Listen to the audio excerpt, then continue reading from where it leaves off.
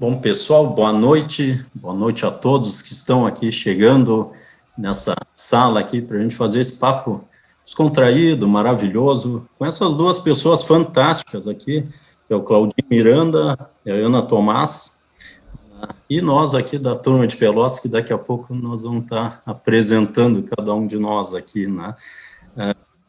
Então, nessa nossa sala aqui, né, onde a gente está participando aí do Unatalks, né, a cada ato um novo mundo, e quero iniciar esse nosso bate-papo fazendo até uma homenagem aqui, em nome do Alan Dias Castro, que era o que estava fazendo a parte anfitrião da parte palestras, né, homenagear todos os poetas, que hoje hoje é o dia do poeta no Brasil, e eu acho que cada um de nós tem um pouco de poeta no seu ser interior aqui. Então, parabéns a todos nós e que a gente continue levando a nossa vida com uma poesia, né, linda e amorosa. Houve para nós aqui, né, o assunto, né, que vai nos remeter a esse debate é eu e os outros, né? Então, eu faço uma pergunta a todos nós aqui, antes de a gente começar a conversar, e o pessoal que está conversando conosco aí, como pensamos e vivenciamos essa relação, né, de eu e os outros, né, nos ambientes que eu convivo, como é que eu faço a relação de eu e os outros, né? Fica aí na cabeça de cada um para a gente estar evoluindo a conversa e aproveitando os nossos palestrantes aqui, né? Quero dizer ao Claudinho e à Ana que nós estamos muito felizes de recebê-los virtualmente na nossa cidade, na cidade de Pelotas, cidade que é conhecida como a Terra do Doce, que tem um patrimônio cultural e arquitetônico maravilhoso, de um povo hospitaleiro, modéstia a nossa parte aqui, mas eu sou pelotense, acho que a gente sabe receber as pessoas, e do Parque Una, que faz essas coisas fantásticas para nós, essa união, essa interligação aqui entre nós, né? Então, vamos, Claudinho, boa noite, muito obrigado por estar conosco. Claudinho é só esse cara que fundou um Instituto Favela da Paz, que era o bairro, pelo que eu já sei aqui, mais violento de São Paulo, um dos mais violentos do mundo, um bairro Jardim Angélica, e que através da cultura, através da educação, através do amor, transformou essa terra aí num ambiente maravilhoso de se viver, dando aulas de tênis, enfim, muita cavaquinho. Meu filho toca cavaquinho, então eu estou muito em casa contigo, meu amigo. E a Ana, boa noite também, Ana, prazer enorme de te ver, assim, de sentir a tua energia aqui virtual. Também uma pessoa que está buscando aí a natureza, um ambiente de relações criativas, inovadoras, buscando unir os diferentes, respeitando principalmente os diferentes, com respeito, com amor. Muito obrigado, Ana, muito obrigado por estar conosco, por estar nesse ambiente virtual aqui, e já quero deixar claro que vocês dois, Claudinha e a Ana, vão ficar nos devendo uma visita presencial quando acabar a pandemia, né? Mas eu quero me apresentar, então, eu sou o Luiz Fernando Parada, eu sou gerente do SESC há 19 anos, sou casado, sou pai de 2 filhos, a Luísa e o Matheus, né? Trabalho com muitos projetos culturais pelo SESC, né, que vocês certamente devem conhecer aí em São Paulo, mas tem 2 projetos aqui que eu quero rapidamente, quem tem que falar é vocês, né, mas falar que eu tenho muito orgulho, né, de liderar esse projeto aqui na nossa cidade. Um deles é o Festival Internacional SESC Música, que é um festival que a gente faz há 10 anos, que traz do mundo inteiro, é música de orquestra, música clássica, a gente leva música enfim, todos os cantos da cidade, desde os grandes teatros, grandes concertos até a periferia, a praia, enfim, e com uma inserção social muito bacana, que depois talvez até a Alice possa falar alguma coisa para nós. E o programa Mesa Brasil, que também é um programa nacional do SESC, e eu tenho, assim, muito prazer em dizer que esse ano aqui, com esse negócio da pandemia, só aqui nós já conseguimos mobilizar 90 toneladas de alimentos, levar para instituições sociais, enfim, isso é uma coisa que me dá uma gratidão muito grande. Não estou falando isso para aparecer, mas sim para dizer que cada um de nós, dentro do nosso ambiente, a gente pode fazer o diferente, né? Já até rimou pela poesia aqui. Então, eu quero dizer que eu estou muito feliz, assim, e gosto muito de trabalhar no SESC, tá? E, neste momento, eu vou estar acompanhando e tentando ajudar aqui nessa sala, para que a gente tenha um bate-papo muito bacana. Antes de mais nada, quero, assim, fazer um grande agradecimento à IDES e o Parque Una, né, por estar propiciando esse evento para nós, né? Num momento tão difícil para todo mundo, de instabilidades, enfim, o Parque Una nos dá esse presentão do Unatalks para a gente poder analisar com profundidade os verdadeiros sentidos da vida. Muito obrigado a todos a direção que tomam essas decisões, né? Mas, Claudinho e Ana, quero dizer para vocês que nós temos aqui também pessoas que fazem uns projetos ímpares, sensacionais em Pelotas. De já começar a apresentar essas feras, né, que são os que vão bater o papo conosco, né? Então, a primeira é a Aline Maciel, né, que a Aline é produtora cultural, né, que ela tem uma empresa, ela trabalha na área da cultura, como produtora, a empresa dela é para toda obra, realizações. Aliás, idealizou um projeto chamado Piquenique Cultural. O que é esse negócio? Eles levaram um evento multiartístico para todos os parques, praças da cidade, um evento sistemático, era primeiro na Praça Central, outra no bairro, outra não sei o quê, levando muita cultura, com realmente, assim, uma coisa, assim, super dinâmica e que todos podiam participar, né, Aline? Então, poxa, espetacular esse projeto.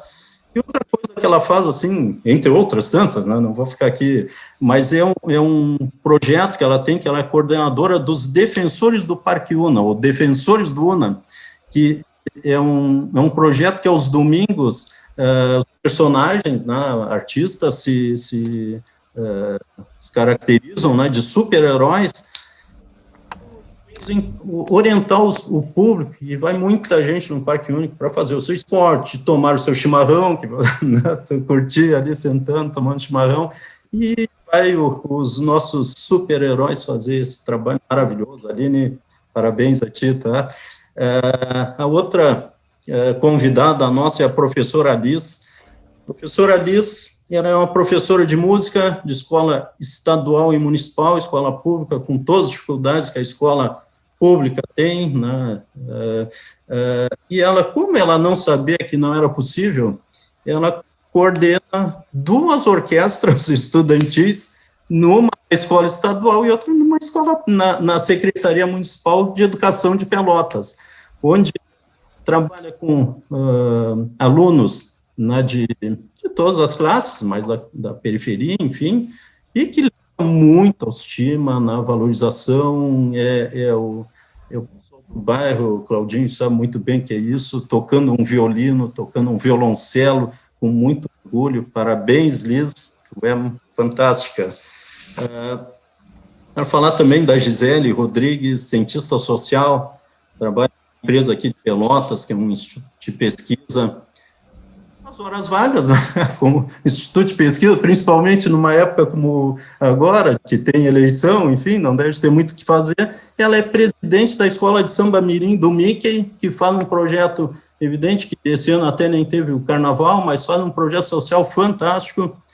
A pandemia, como deu aquela dificuldade, o que ela fez, ela e um grupo de voluntários? A corrente Beija-Flor, que é uma corrente de ação social buscando levar cestas básicas, alimento, amor, agasalhos às pessoas daquelas comunidades que eles atendem, né? Parabéns também, né? E o Fernando Ganzi, que é o nosso convidado também, em comunicação e semiótica em São Paulo, professor da Universidade Federal de Pelotas, atua como coordenador de arte e inclusão da Pró-Reitoria de Extensão e Cultura, muito com a comunidade, é um cara que está sempre ligado a nós, aonde tem evento bacana, cultural, social, ele está lá junto com a gente, né, Fernando?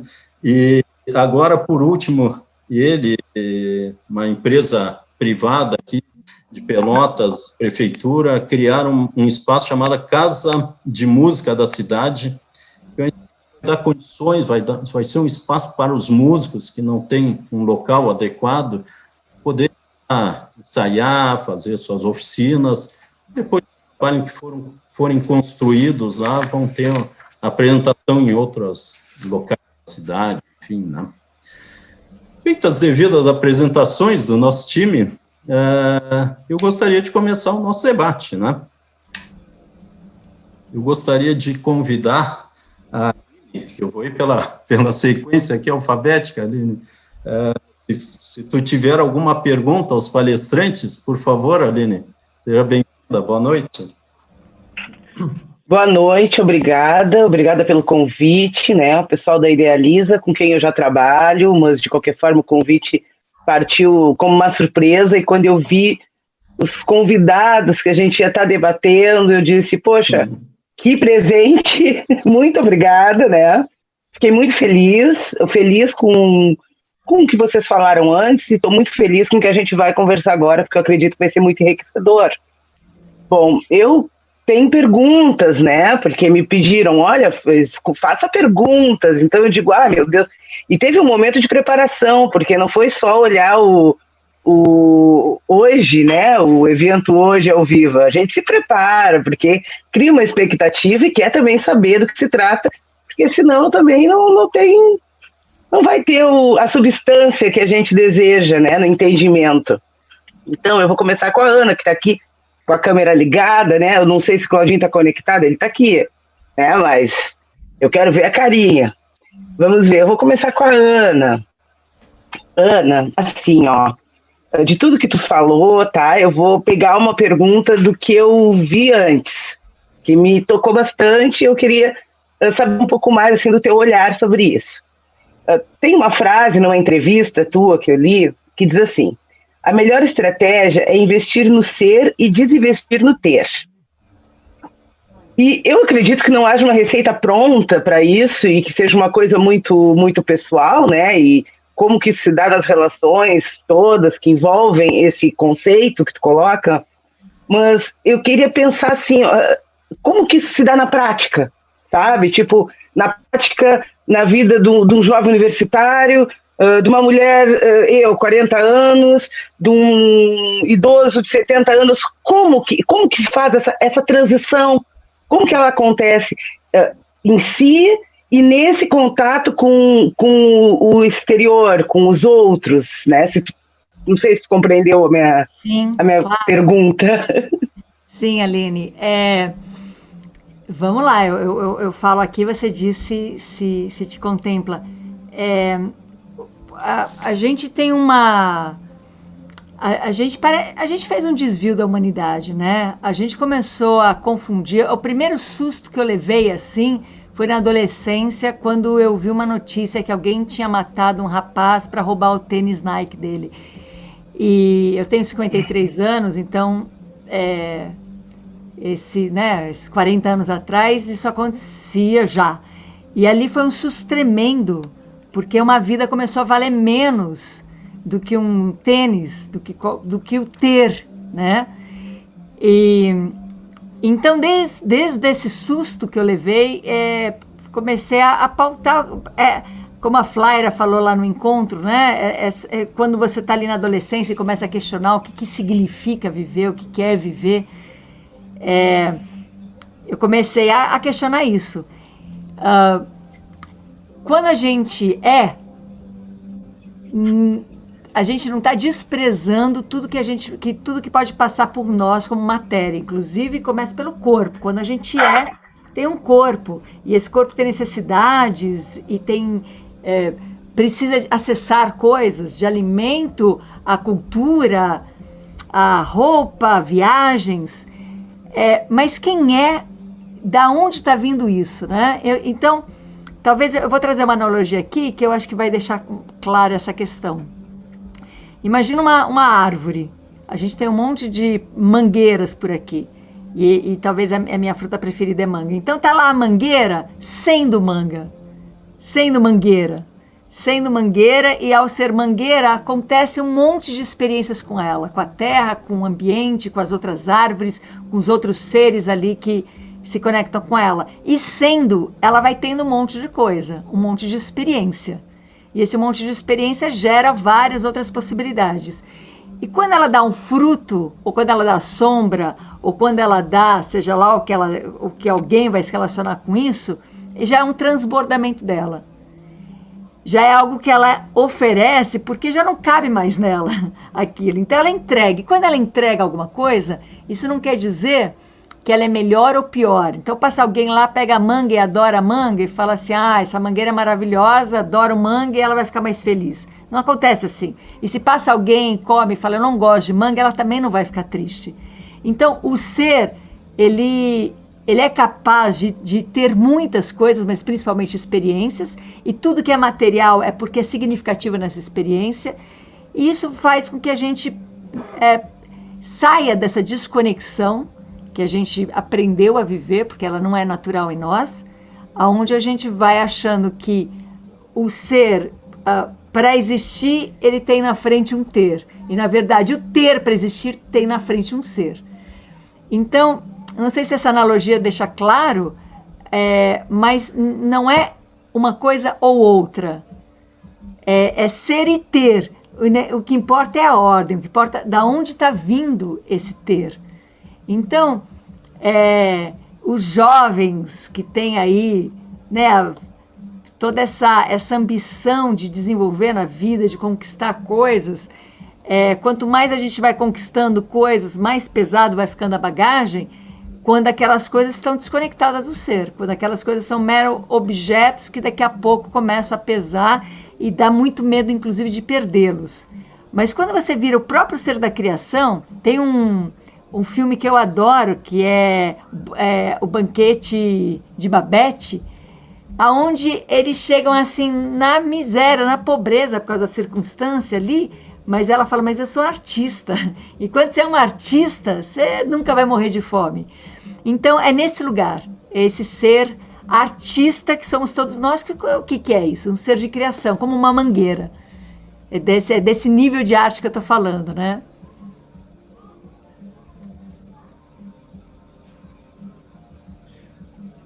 Ótimo, né?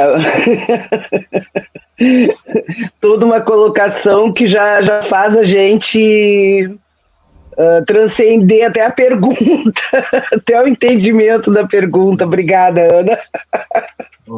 Muito legal mesmo. E tu, Liz, me conta, professora Liz, um pouco então, dessa história tua maravilhosa para os nossos convidados e fala um pouco aí daí, por favor, ouvindo professora. A Ana, bom, obrigada, obrigada, Idealiza, pelo convite. Eu estou em êxtase, assim, ouvindo as pessoas e tendo mil ideias, e é uma oportunidade muito, muito importante para mim e para os meus alunos que já estão aqui dentro também da sala, já estão acompanhando. Já convidei todo mundo para que eles também, né, me escrevam aqui, que eu vou lançando as ideias deles também, né. Mas a orquestra, ela é um espaço assim de troca, né? O próprio fato de ser, né, essa estrutura da orquestra, né? Então essa pergunta da Aline, ela ficou batendo dentro da minha cabeça também, né? Com a tua fala, Ana, porque a minha curiosidade assim, como é que tu aborda essas técnicas que tu usa para pegar criança, adolescente e idosos, né? Nesse convívio, nessas trocas de experiências, né? Porque eu tenho isso muito dentro, né, da sala de aula. Eu pego crianças de 10 anos, 8 anos, até adolescentes, pré-adolescentes e depois adultos, porque eles saem da escola, mas eles continuam dentro do espaço da orquestra, na escola, como multiplicadores, né? Eles vão para a faculdade estudar música e retornam, né? Já tenho vários alunos nessa situação, porque a orquestra do Areal existe desde 2014, né? Então tem alguns alunos que já saíram da escola, já entraram no curso de licenciatura em música, né, e retornaram trazendo essas experiências. Mas os conflitos, principalmente de geração, né, de adolescente, saindo da sua fase de adolescente, a criança tendo que aprender a conviver com aquele mundo de conhecimentos novos e ainda por cima se relacionar com outros que não tem maturidade, né, para isso. Então eu tive casos de alunos, né, agora nesse período de pandemia, que assistiram o FIMUCA, que é o festival aquele, né, de música em casa, no meio dos adultos, né. Então assim, os pequenininhos, os adultos olhavam, mas o que é isso? De onde saiu essa criança com uma flauta, com um violino? Ficaram encantados com esses alunos, né, porque eles se lançam nesses espaços, né. E como é que é isso? Como é que tu aborda isso? Que referências tu usa para harmonizar esse ambiente, né? Sim, eu parto do próprio corpo. Quando a gente está envolvido em algum conflito, em alguma questão, eu sou mãe de 3 filhos, eu dei aula por 20 anos e meus alunos começavam com 4 anos, e aí tinha alunos de 80 anos, então um ambiente muito rico, né? Muito propício para experimentar muita coisa. E hoje a gente vive também aqui na Vila 11, estão tocando o sinal para quem for jantar agora, e ainda recebendo esses adolescentes, e também é uma faixa grande de diferença de idade, mas também muitas outras diferenças, né? Então, a prática tem sido, quando eu falo prática, é assim, a atenção, né? Quando eu sinto alguma coisa, quando eu sinto, por exemplo, frustração, eu vejo 2 crianças brigando, dá frustração, porque você gostaria de falar assim para as crianças, olha, não precisa brigar, vamos conversar, que a gente vai se entender. É uma grande mentira, porque os adultos brigam. Ontem ou anteontem, numa fogueira na roda com os adolescentes, a gente teve uma encrenca aqui entre 2 deles, e o que eu fiz? Eu escutei, eu falei, o que é que está acontecendo, né? Só que para eu escutar, eu não posso estar com algum sentimento preso dentro de mim, como frustração, como medo, como raiva, como escolher um em detrimento do outro, ou como querer trazer qual é o certo. Qualquer coisa que eu traga disso, eu tiro deles a experiência. Então, como eu estava muito tranquila, provavelmente porque não era nenhum dos meus filhos envolvidos também, que aí pega mais quando é filho, né? Como eu estava completamente tranquila com aquilo, eu ouvia os 2 e a minha escuta, numa tranquilidade, entre aspas, uma neutralidade, porque eu não estava na torcida de um para o outro, a coisa ela foi se dissolvendo e pronto, se dissolveu. A gente não resolveu o problema, ele se dissolveu. E à noite na roda da fogueira, onde completamente dissolvido, eles cantando juntos, aquela alegria toda, a gente entrou no assunto da encrenca. E aí, tivemos uma encrenca hoje, hein? Eu falei, olha, gente, não vamos fingir que não tem encrenca. Somos seres humanos aqui, tem encrenca. Vamos começar por aí. Agora, o que a gente faz com isso? Porque até os adultos têm encrenca, e eles começaram a contar as encrencas dos pais deles.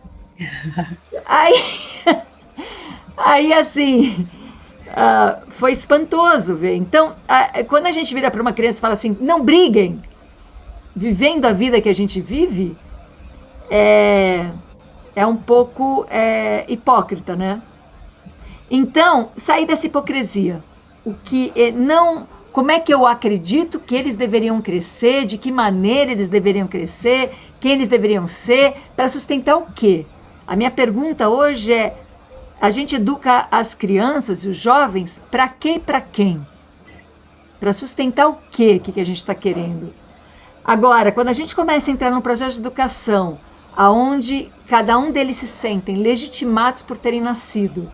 Então, imagina isso, imagina que uma criança pequena, de repente, ela começa a perceber coisas, como, por exemplo, vira para a mãe e fala assim, mamãe, você está triste hoje? E a mãe não quer entrar nesse assunto porque é criança e tal. Fala, não estou triste coisa nenhuma, só estou cansada. Aquela criança para de acreditar na sensação que ela teve. Ela para de acreditar no sentimento dela. Outro dia a criança virou para a mãe e falou assim, mãe, você não gosta da vovó, né? Só que a vovó estava na frente. E imagina, menina, nunca mais fale isso, como não gosta da sua avó, você está louca? Adora a sua avó. Mas a menina percebeu certo, que não gostava da sogra, a mulher. E aquela criança cresce não acreditando nela mesma. Então, os sentidos, os sentimentos são muito desqualificados e desvalorizados. Então, o que eu faço hoje é qualificar os meus sentidos, é reconhecer os meus sentidos, afirmar, porém não reagir a eles. Eu não tenho um direito, se eu estiver com raiva, eu não tenho direito de quebrar a casa, eu não tenho direito de bater em alguém, eu não tenho direito de fazer alguma coisa que vá ser contra mim ou outra pessoa qualquer. Mas eu posso sentir raiva. O que foi que eu fui descobrindo ao longo da minha experiência é que quando eu não oprimo a minha raiva eu estou sentindo, mas eu deixo de reagir à minha raiva, a raiva modifica, porque ela não existe por si só. Ela precisaria de uma ação para ela poder ser inflamada. Ela para de existir. E aí eu volto, e não estou mais com raiva, não, eu estou triste. Ah, tá triste, o que você faria? Eu ia sentar aqui e chorar. Tá, dá uma chance para você, não precisa oprimir o choro, mas esse caminho você já conhece. Então deixa de ir por esse caminho e volta para a sua emoção. Nossa, eu não estou mais triste. Eu comecei a perceber que quando a gente para de reagir a uma emoção, a emoção ela dilui. E quando ela dissolve, você vai ficando num campo de uma perspectiva mais leve e de uma perspectiva mais aberta para encontrar o outro. E é assim que eu tenho lidado com crianças, com adolescentes, com adultos, comigo mesmo, com meu parceiro, meu companheiro de vida, com os meus filhos, minhas filhas, com esses adolescentes que estão aqui, que está sendo maravilhoso. Não entrar numa reação. E quando eu estiver nesse lugar vazio, o que é esse vazio? No campo de possibilidade, onde eu encontro o outro, e não mais o oponente ou o meu parceiro. Eu encontro o outro ali, aí eu ajo, aí eu vou para ação. E essa ação é sempre uma criação, é uma surpresa. A gente nunca sabe eu nunca sei que ação vai ser essa, né? Naquele momento da encrenca deles, a ação foi, eles acabaram fazendo uma partilha de como eles se sentem. Então, é um processo em mim. Eu faço um processo em mim para poder me relacionar com o outro desse lugar aberto, né? Legal. Pô, obrigado aí. E, Claudinho, me conta... sei que teu trabalho com música é fantástico, assim, a professora Lisa aqui, como eu falei, ela tem aqui 2 orquestras que tocam vários estilos musicais, mas tocam música de orquestra mesmo, participam do nosso festival. Hoje a orquestra estudantil do Areal, né, ela é a orquestra que recebe as outras orquestras sociais que vêm pelo SESC, né, a gente recebe mais outras orquestras de outros estados. Esse ano veio a orquestra do norte do estado, aqui, social, e aí a orquestra liderada, coordenada pela professora Alice, é aqui a anfitriã, a professora, que a gente fica... Esse encontro, né, entre jovens que vêm, inclusive, de estados diferentes, desculpa de interromper, não, tamo junto. Mas eu fiquei muito curiosa também no trabalho do Cláudio, porque eu queria saber, assim, quantos jovens eles conseguem, né, abranger dentro dessa instituição. Queria saber como é que despertou, o que despertou, assim, perceber que era uma oficina de música, ou uma oficina de artes, né? O que veio primeiro, assim, como é que surgiu, assim, esse trabalho dentro dessa comunidade? Porque no Areal foi um projeto do governo do estado, né? Que chegou e distribuiu esse kit de orquestra para várias escolas dentro do estado. Só que nem todas vingaram, foram 51 escolas, e a gente tem 2 orquestras estudantis só em todo o estado, né? Porque não tinha professor, não tinha uma qualificação para o pessoal depois, né? E, por sorte, o Areal, né, além de toda essa estrutura, tem uma direção muito boa. E acho que o festival, sim, né? O Parada comentou isso, o Festival do SESC, ele é fundamental na construção do próprio público, né, aqui na cidade. Então, os alunos, quando eu vi, assim, perguntava sobre o festival já em 2014, já era a 4ª edição, né, indo para a 5ª, e vocês já foram assistir, vocês foram a algum concerto, porque é tudo gratuito, né, e eles não conheciam, esses adolescentes não, eles não conheciam nem os instrumentos, né, que só assistir uma orquestra, e aí que isso começou a crescer demais, assim, dentro da escola, né, hoje em dia não só os alunos que estudam na orquestra, mas os outros alunos da escola já comentam sobre esse festival, né? Já falam, é igual aquele outro grupo que a gente viu na praia, né? Que a gente assistiu. Olha, entrou um áudio. Oi, boa noite. Boa noite, sou eu. É o Claudinho. Então, eu queria saber do Claudinho sobre isso. Eu quero só pedir desculpa, porque eu não estou só com o áudio, porque se eu colocar o vídeo, eu não consigo ouvir vocês direito. Fica travando. Sem problema. Eu estou com a internet muito ruim agora. Tá, eu quero primeiro agradecer o espaço de estar com vocês, né, e saber do trabalho do que vocês desenvolvem, e eu me sinto também sendo parte, né, dessa mudança.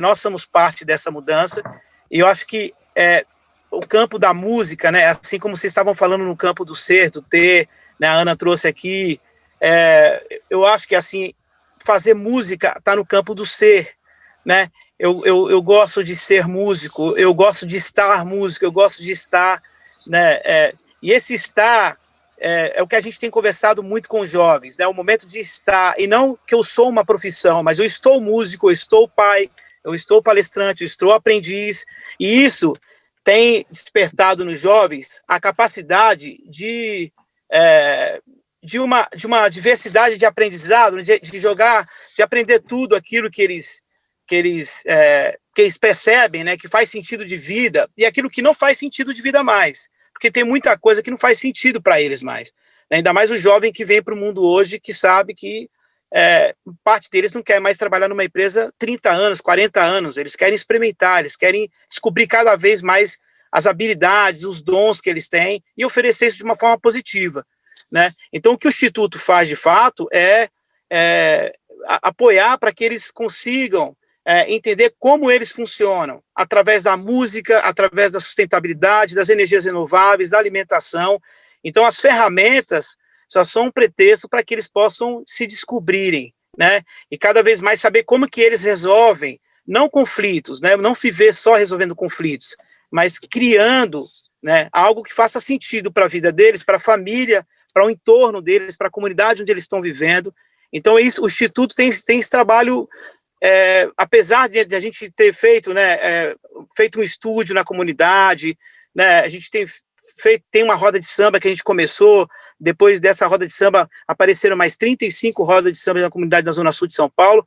Então, esse trabalho de criar algo que se replica, né, que se replica aqui, ou se replica ali, ou vai aqui, ou vai ali, é só um pretexto para que a gente comece a participar mais da vida, ao invés de a gente participar de um sistema que não funciona. Então, é o que a gente tem feito muito no Instituto. Né, vocês estavam falando, eu estava aqui ouvindo, aqui, aprendendo muito com vocês, ainda mais nessa parte do ser e do ter, né? Eu acho que a música, ela tira a gente desse papel, né, de ter uma responsabilidade de fazer algo que seja muito melhor do que o outro, que entra no espaço de competitividade, né, de competição. Então, eu acho que é isso. Então, os jovens estão muito conectados com isso, né? As crianças, enfim, já estão conectadas com a sua própria essência. A gente tem perdido a nossa própria essência. Então, eu acho que é isso. Eu sinto muito que todos nós, não só nós aqui, mas muita gente tem feito um trabalho cultural, local, e tem crescido muito esse trabalho. E esse trabalho não está sendo acompanhado pelas grandes mídias, né? A gente vive numa região onde tem sarau, roda de samba, tem teatro, tem dança, a gente não consegue ir para o centro de São Paulo, porque a quantidade que já tem já supre uma necessidade de uma quantidade de habitantes muito grande naquela região.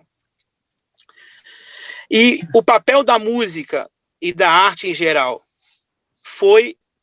esse foi o pontapé inicial de se criar um nível de consciência e um nível de diálogo num bairro mais violento do mundo. A gente dialogava, né, através da música, da arte.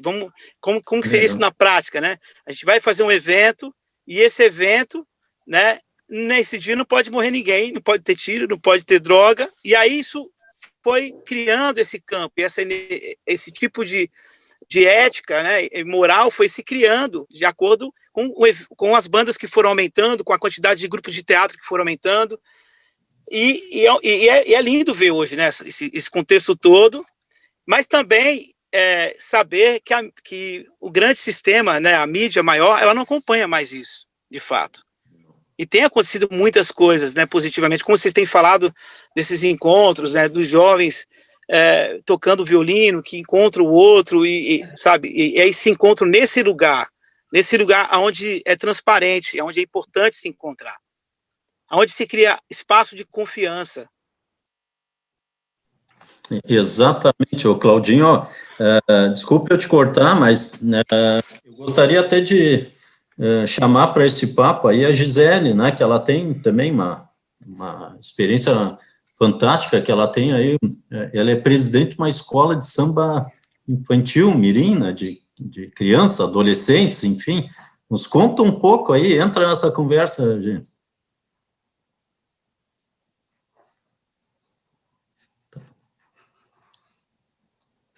Oi, gente. Deu. Boa noite, agradeço ao convite, agradeço, é muito, muito legal poder estar participando aqui com vocês, poder ouvir essas falas, e agora o Cláudio estava falando, já me deu uma vontade de perguntar mesmo, assim, né, como presidente da escola eu imaginei. de samba, como presidente da escola de samba mirim do Mickey, a gente é de uma comunidade aqui de Pelotas, do Navegantes. O Mickey tem 50 anos, é uma entidade que agrega crianças, é de carnaval e é infantil, e agrega crianças. E o que a gente procura? Eu digo que a gente é escola, né? Então, enquanto escola, a gente precisa realizando ações para modificar esse universo em que as nossas crianças atuam, em especial por ser uma escola de periferia, né, a gente tem um índice de violência na nossa comunidade relativamente alto, tem alguns episódios, né, que nos machucam, e a gente vê cada vez mais as nossas crianças, cada vez mais cedo, entrando para o universo das drogas, do crime, enfim. E a gente procura desenvolver as ações que tragam eles, que mostrem esse outro, que existe muitas possibilidades, né, embora todas as dificuldades, que a gente, quando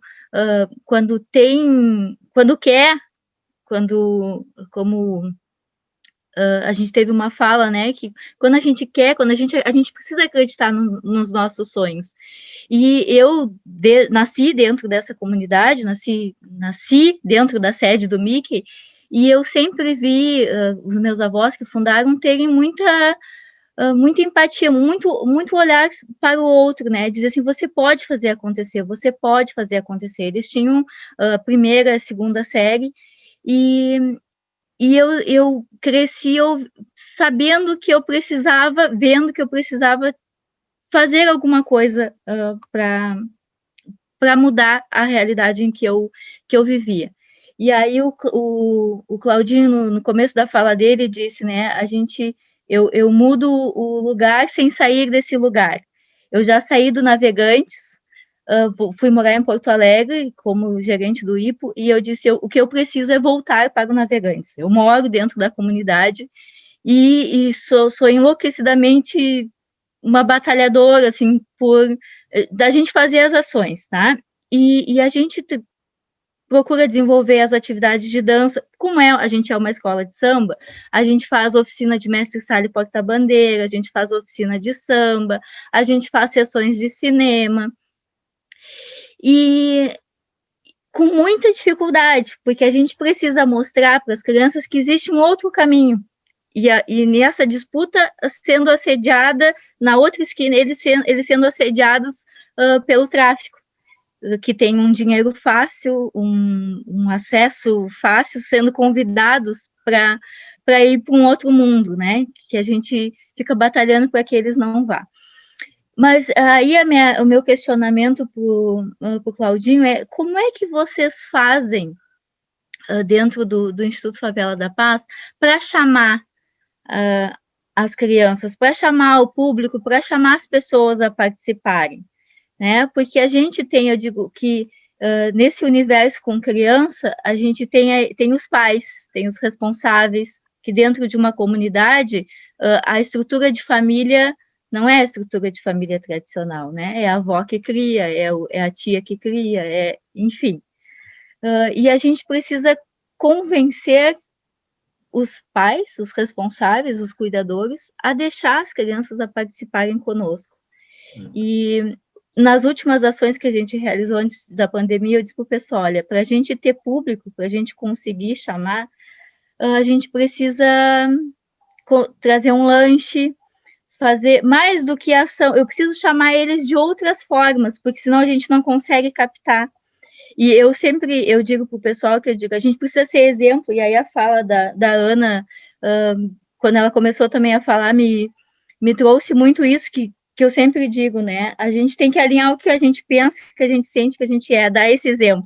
Uma das grandes, quando eu fui fazer ciências sociais na faculdade, eu fui a primeira pessoa da minha família a ter formação universitária, eu preciso, não é pelo título, mas eu preciso dizer que há outros caminhos, eu preciso mostrar dentro da comunidade que há outros caminhos. Mas é muito difícil da gente só com o discurso, e mesmo fazendo algumas ações, captar, chamar mais as pessoas, e especialmente as crianças.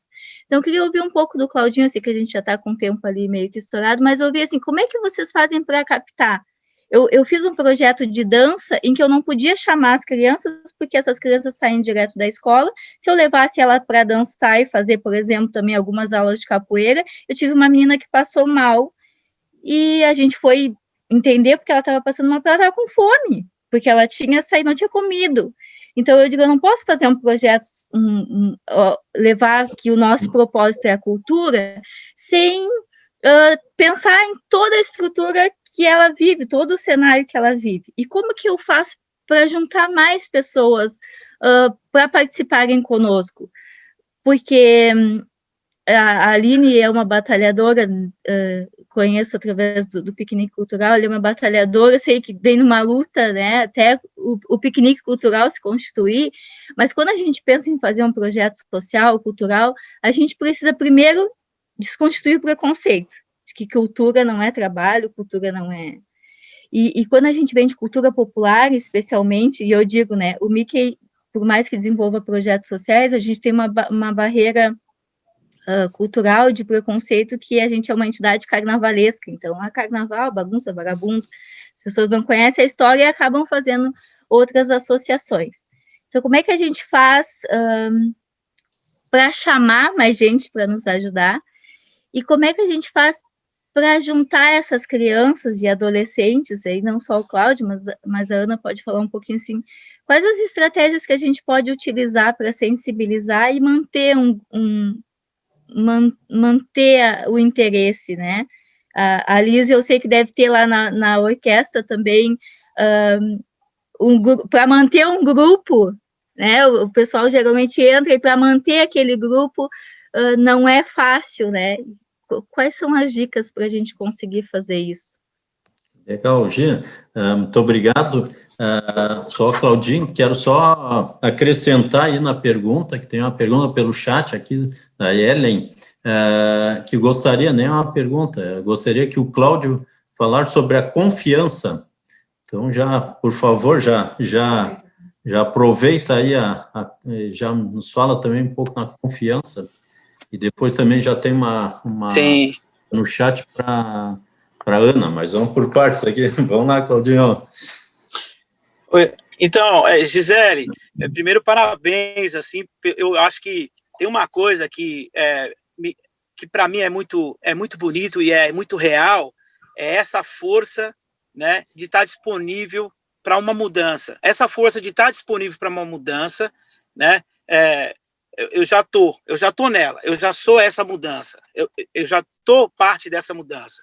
Então, eu acho que o que a gente tem feito no Instituto e que a gente tem conversado muito no Instituto é esses espaços de confiança, né, que a Anne acabou de trazer também aí, criar espaços de confiança. né, e também não trazer um projeto ou criar um projeto e chamar eles para participarem desse projeto, mas às vezes não é nem fazer música, mas é conversar e entender de fato o que eles estão passando.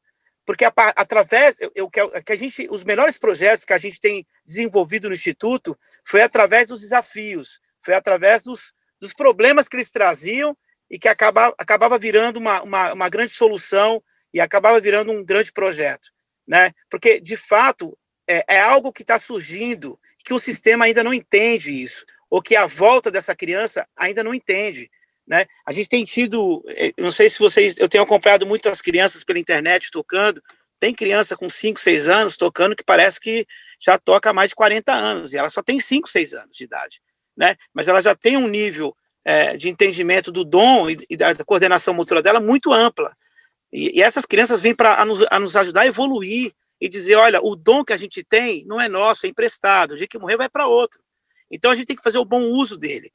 E elas não querem ser mais parte de uma coisa que não funciona, principalmente de competição. Aí eu acho que o que eu percebo muito no Instituto é jovens que chegam lá cansados de que vai ter que competir com o outro, ou vai ter que fazer uma coisa igual que o outro está fazendo, porque senão não é legal.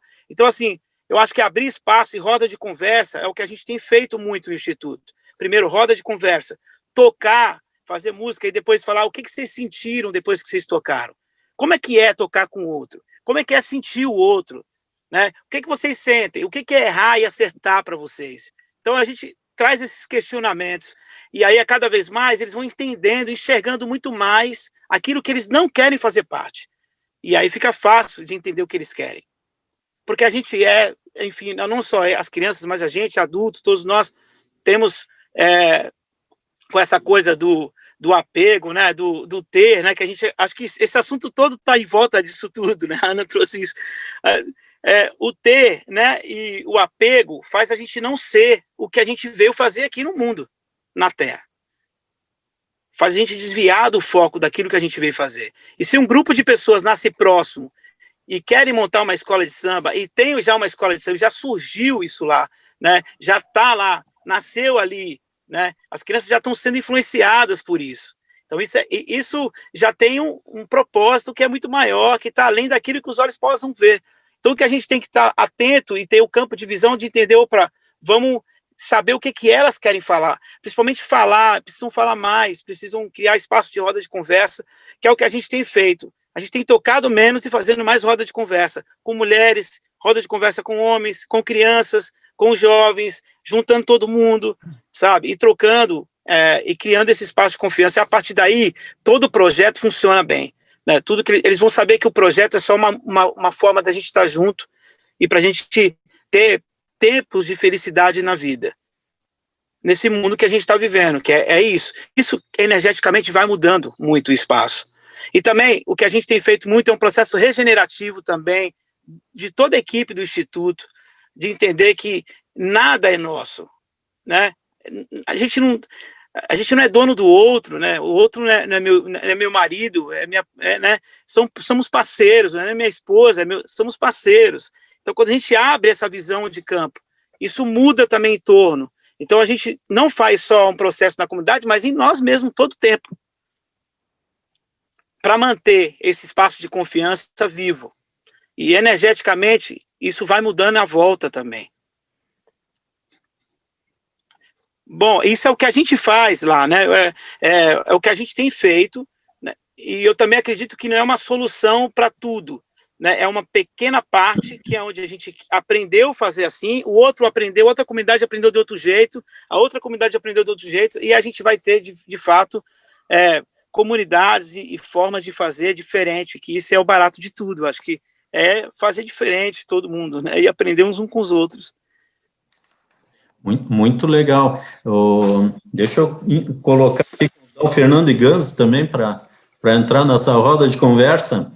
E, Fernando, já vou me permitir aqui para também chamar um questionamento aqui da Alessandra, que está no chat. Muito obrigado, Alessandra, aí, por estar participando conosco, tá? E ela faz uma pergunta direcionada à Ana, mais direcionada a ti, Ana, tá? Então, eu vou ler, de longa até aqui. Gostaria de saber da Ana Tomás, as crianças e jovens com que ela trabalha passam por quanto tempo nesse espaço, vivenciando essas aprendizagens que desenvolvem o ser, essa educação que é de dentro para fora. Essa educação é de dentro para fora? E como funciona? Quais grupos têm acesso a essa educação? Comunidades locais ou diversos lugares? Existe bolsa para jovens que vêm de comunidades carentes? Tem alguma relação com a pedagogia Waldorf? Gostaria que o Fernando Iganzi entrasse na conversa, e aí já fica esse tempo para casa aí, né? Já fica nessa vibe, claro, e eu acho que essa questão da Alessandra também vai ao encontro aí das minhas considerações, depois de ouvir aí os colegas. Mas eu vou começar, claro, dizendo que... Vamos indo, já está acabando já.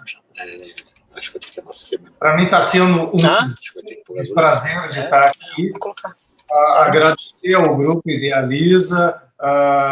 Esse projeto do Unatalks é extremamente fantástico, não tenho dúvida, e ainda mais nesse momento de fragilidades que a gente atravessa, que também não dá para fazer de conta que a gente não está no meio de uma pandemia, e estamos próximos. Isso é subverter esse processo que nos distancia, e isso é dizer que sim, é possível a gente trabalhar juntos, né? E é nesses momentos que a gente vê o quanto que a nossa capacidade é enorme para buscar soluções. Como o Parada disse, eu sou professor da UFPEL, eu estou na condição aí de coordenador de arte e inclusão da Pró-Reitoria de Extensão e Cultura, e isso me dá o lugar de fala, porque a missão da extensão é isso que vocês fazem, é a interlocução com a comunidade, e tem a ver com a pergunta da Alessandra, porque é interação, não é algo que vai de um lado para o outro, é a busca da interconexão. No caso da extensão universitária, unir saberes eruditos com populares, levarmos um pouco do que a gente constrói, do conhecimento acadêmico, até a comunidade, mas aprender com a comunidade. Nós somos uma universidade pública, como eu disse, nesse momento de fragilidades, nós estamos com setores da sociedade a ameaça de estarem colapsados, né? A saúde, a educação, a cultura, a economia. Então, o campo da extensão é muito importante e muito difícil, e isso faz com que eu pense numa consideração aí, que eu não sei se é, na verdade, uma pergunta, mas é uma possibilidade de refletir aí pelo que eu ouvi nas palestras e agora com esses colegas fantásticos que estão nessa sala, que a palavra de ordem é aprendizado. E eu acho que aprender a viver no coletivo é difícil, e a gente tem que se alfabetizar a isso também, porque não é fácil nós aprendermos a conviver nessa condição altruísta, que é do desinteresse pessoal, mas buscar um interesse que está diretamente relacionado com o coletivo. E é nesse sentido, Ana, Claudinho, a minha total admiração por vocês, porque me parece que o que vocês conseguem é criar competências para lidar com essas fragilidades. Claro que, de alguma maneira, algo existe, que é essa chama inanimável, que a gente chama no campo do invisível, que é, talvez, também muito próximo do que compreendemos como uma essência, mas, além disso, não tenho dúvida, a trajetória, o processo faz com que a gente desenvolva determinadas competências. E era isso que eu queria ouvir um pouquinho mais de vocês, como é que foi criar essas competências para lidar com as expectativas.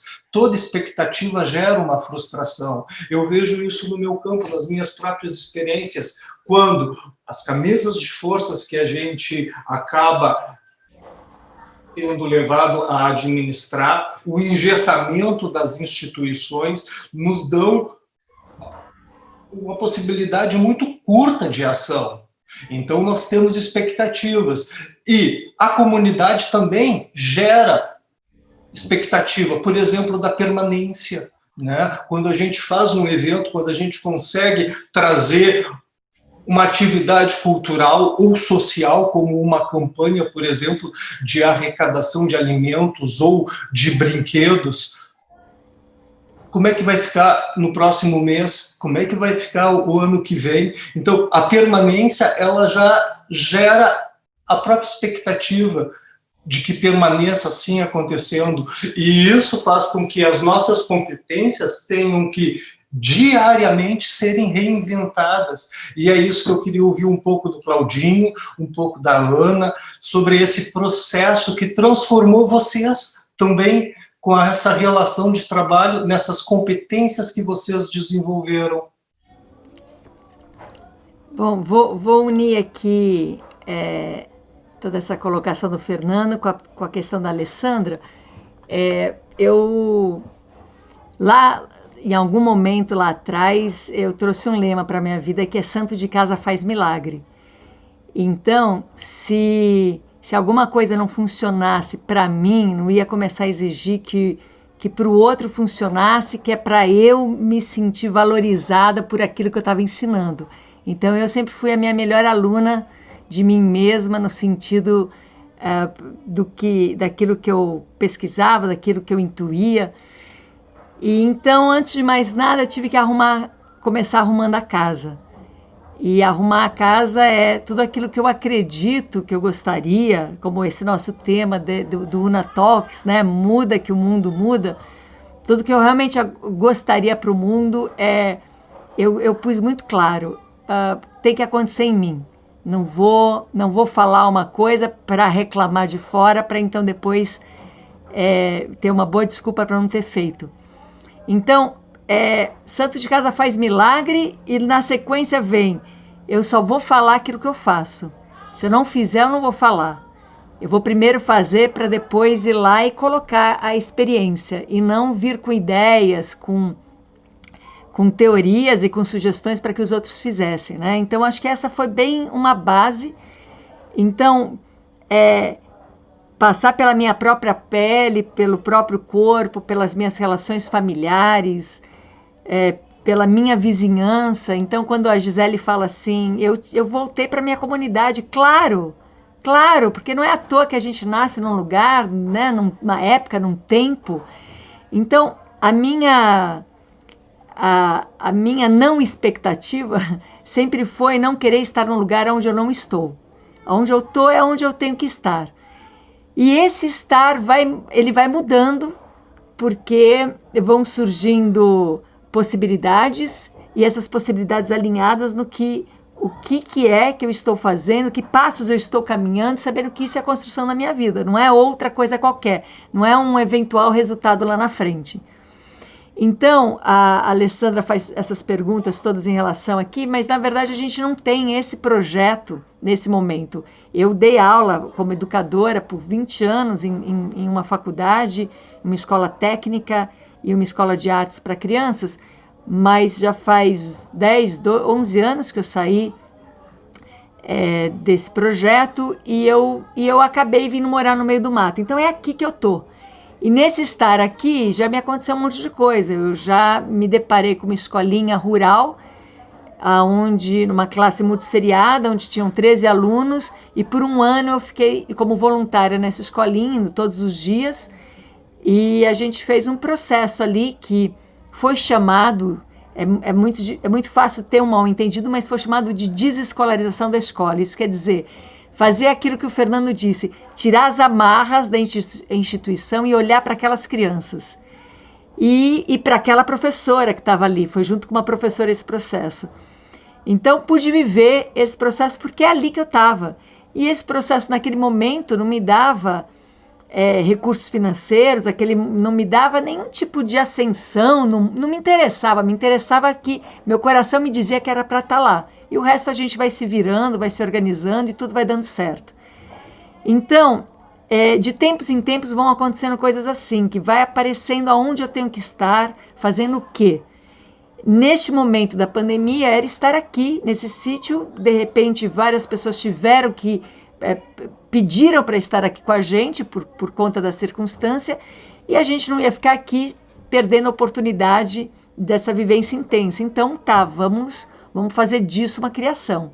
E não vamos ficar aqui fazendo mais do mesmo, não vamos ficar aqui como se estivesse em qualquer outro lugar. E foi aí que a gente começou a estabelecer outras relações. O ano passado, por exemplo, a gente teve um retiro aqui, de uma semana, onde era um retiro de silêncio, de meditação, e da técnica Alexander, que é essa técnica que eu dou aula. E durante essa semana de silêncio, meditação, tinha um custo ali para bancar alimentação e tudo mais, e todo mundo que se inscreve é aceito, podendo pagar, não podendo pagar, a gente não pede currículo, não precisa nem passar nada, nome, nada, se inscreveu é só chegar.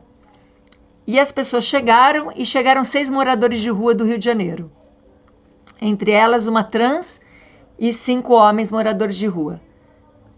E pronto, eles vieram para o quê? Eles vieram para um retiro de meditação e silêncio. E foi isso que a gente fez. E ali tínhamos um grupo de 30, 40 pessoas, não me lembro. Então, de um lado tinha moradores de rua, tinha uma juíza, tinha advogado, tinha, enfim, mais variado, público, e todo mundo estava ali com uma mesma experiência. E fizemos assim, o retiro inteiro com seres humanos. E quando terminou o retiro, eles voltaram para o Rio de Janeiro e gravaram um vídeo com eles me mandaram esse vídeo. E nesse vídeo a pergunta era, o que você aprendeu nesse retiro? E eles falaram assim, a gente teve uma experiência única. A gente foi pela primeira vez em um lugar onde a gente não foi como morador de rua, a gente foi como ser humano. Eu não tinha o porquê dizer que eles não estavam qualificados para estarem aqui, porque eles vieram. Eles não tinham porquê agora a gente mudar o projeto, porque, sei lá, nossa imaginação para onde vai. Então, o que aconteceu foi isso. A gente deixou bem claro que aqui não é um lugar de inclusão, porque antes de mais nada aqui não é um lugar de exclusão. Se a gente não exclui ninguém, não precisa mais incluir ninguém. Então começou por essas aberturas. E claro, a cada encontro, cada presença, independente do que traz essa presença, ela vai modificar completamente o ambiente, o espaço. Mas essa modificação, ela não vem com preconceito, ela não vem com uma antecipação, ela não vem com uma imaginação. E foi realmente maravilhoso, foi um encontro assim, muito rico, porque a gente sempre trabalhou muito com a diversidade aqui, porque não trabalha com exclusão, e por isso não precisa trabalhar com inclusão, mas essa experiência foi assim a mais ampla, né, dessa diversidade toda.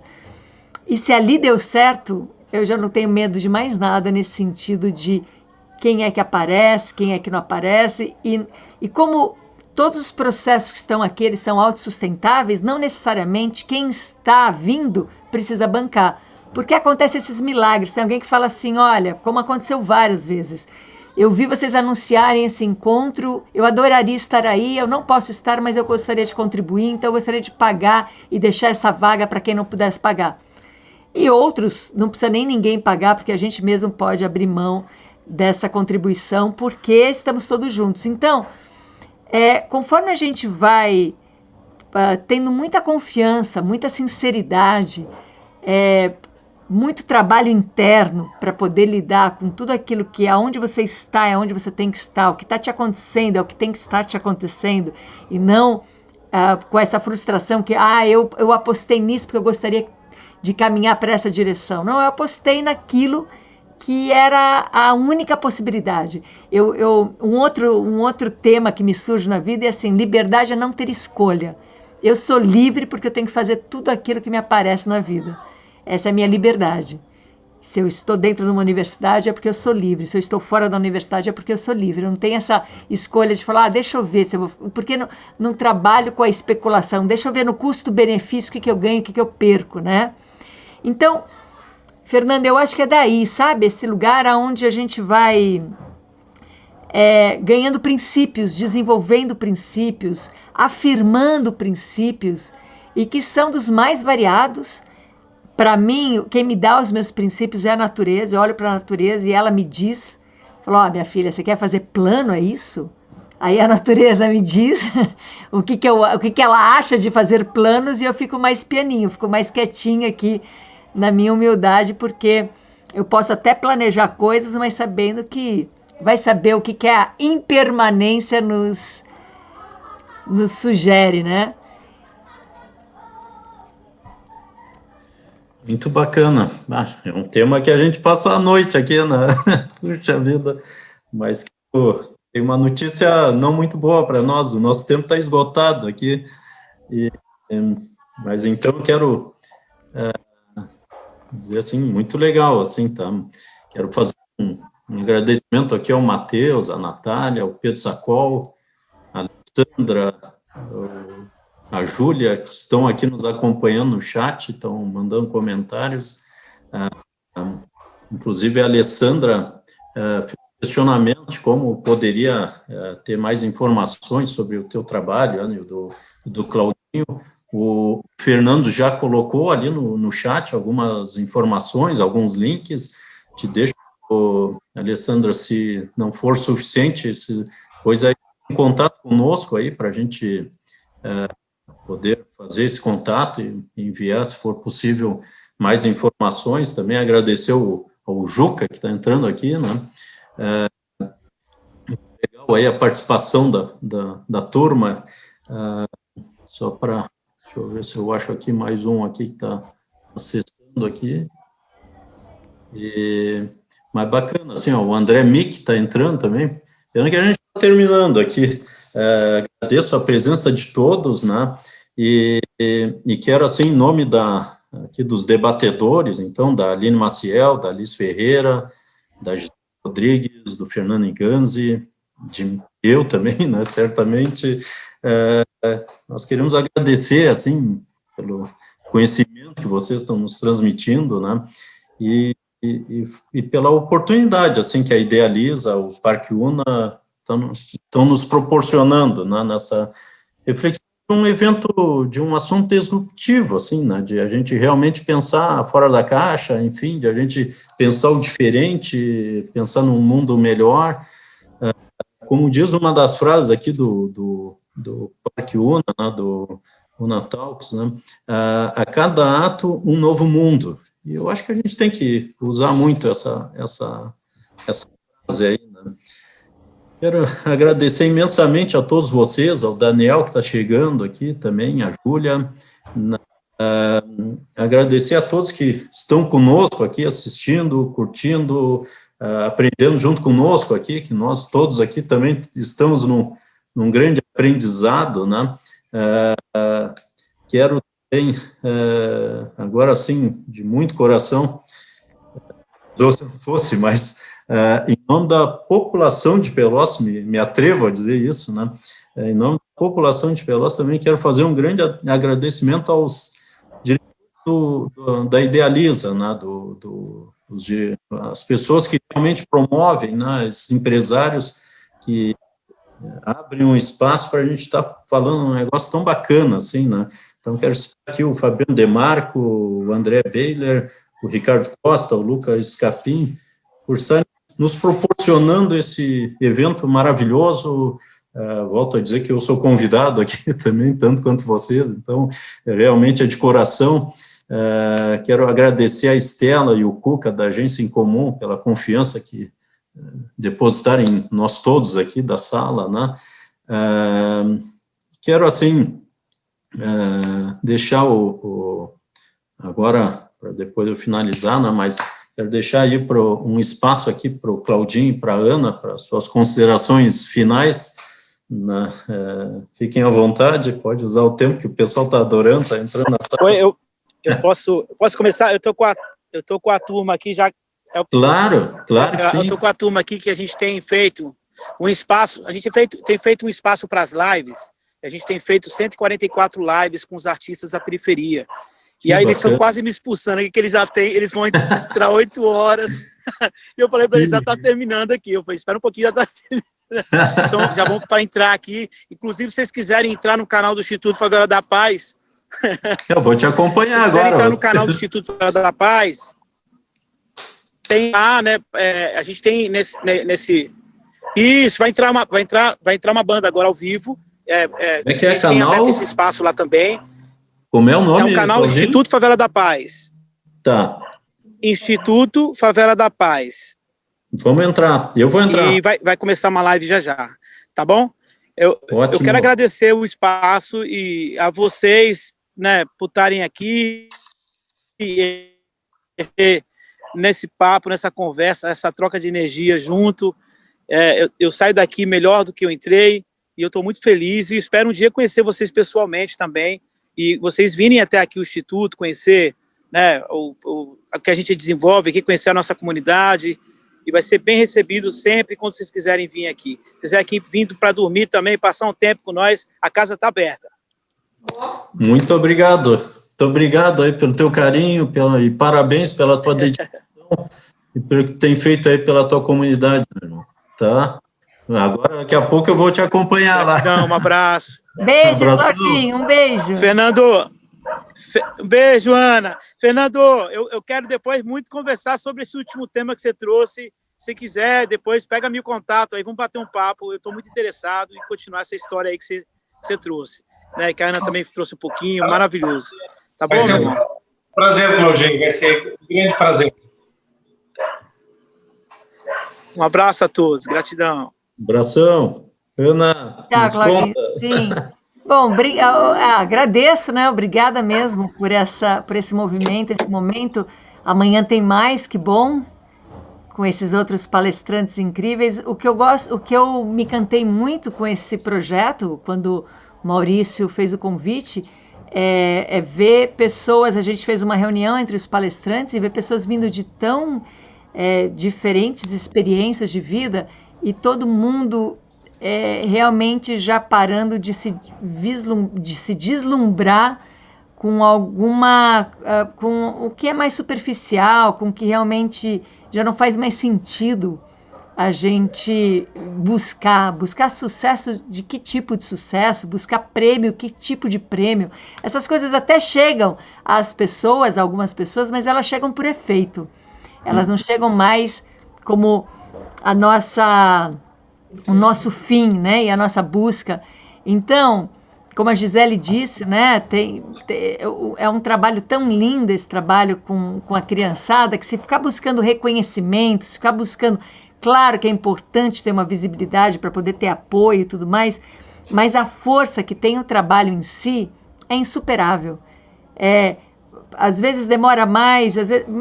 Se eu fosse ficar triste porque, sei lá, nunca ganhei um prêmio de reconhecimento, ia passar a vida triste porque nunca ganhei mesmo e provavelmente nunca vou ganhar porque não estou atrás disso, né? Mas é incrível a força que tem esse processo invisível, né? Um processo onde você lança alguma coisa e surge quem tiver que surgir na sua frente. Eu já dei uma palestra uma vez que eles tiveram um erro de comunicação e a palestra não foi divulgada, mas por acaso apareceu uma única pessoa, e aí falaram, bom, vamos cancelar a palestra. Eu falei, de jeito nenhum, se tem uma pessoa, e vai ser delicioso, porque vai ser mais do que uma palestra, vai ser uma vivência. E assim foi com aquela única pessoa que estava lá. Essa pessoa depois virou uma grande amiga, fez muita diferença na minha vida, e olha só a oportunidade que eu teria perdido se eu tivesse preocupada com qual é o número do público, né? Então, eu cada vez mais acredito nisso e acho que a Terra está vibrando isso, que se a gente realmente se alinhar aquilo que a gente pensa, aquilo que a gente sente, e aí poder atuar em cima de qualquer experiência que seja, pode ser das coisas mais inovadoras, as coisas mais tradicionais, mas se a gente estiver por inteiro nisso, isso tá na hora de vibrar algo surpreendente em relação a isso. E a gente tem que ter essa confiança e abraçar, porque, imagina, quando a Liz está ali com aquela orquestra, o que mais pode encher o coração dela do que aquela criançada tocando? Então, é isso que a gente tem que fazer. Tá na hora, já somos muito fazendo muita coisa, então a gente pode fazer tudo, todo mundo pequenininho, todo mundo mais tranquilo, com o ego baixo, todo mundo mais no seu lugar, porque já somos muito fazendo. Quando o Maurício falou assim, Ana, você vai topar falar 15 minutos? Porque ele me vê em palestras de 1, 2 horas. Eu falei, o quê? Com esse time? São 8 pessoas ali falando? Posso falar 5 minutos, porque não vai fazer falta, né? Então, eu acho que é confiar nisso, é confiar que somos já um time nesse mundo e que todo mundo pode fazer pouco e isso vai gerar muito. E quando eu falo pouco, é em relação à visibilidade, a reconhecimento, não estou falando pouco em relação à entrega e ao tanto que cada um está fazendo, que já é imenso, né? Então, deixa um beijo enorme e estamos aí, estamos em contato, estamos aqui em Piracaia e a gente se cruza em algum momento. Vamos se cruzar, sim, certamente. Pelo menos com a alma, com a energia, a gente já está todos enredados aqui. Sem dúvida. Eu quero, para finalizar, eu gostaria de... Eu estou vendo o chat aqui. Eu li aqui a Alessandra. Eu gostaria de finalizar com a frase da Alessandra aqui, ó. Infinita gratidão a Ana e a Claudinho, a todos os organizadores, participantes, por mais um encontro assim, rumos a um mundo melhor. Pô, isso aqui realmente, ela resume toda a emoção e tudo o que a gente está sentindo nesse momento aqui, né? Então, deixa eu ver se tem mais algum... Ela fala ali, vocês podem falar para a Ana que eu já queria conhecer ela e o espaço dela depois de hoje, mais do que nunca. Ela é brilhante e tem tantas questões para conversar com ela. Concordo contigo, Alessandra. Como eu disse, nós vamos ir fazer uma excursão quando terminar a pandemia. É muito bacana, assim, muito obrigado. Agradeço a todos que estiverem conosco. Agradeço mais uma vez ao Parque UNA, aos diretores.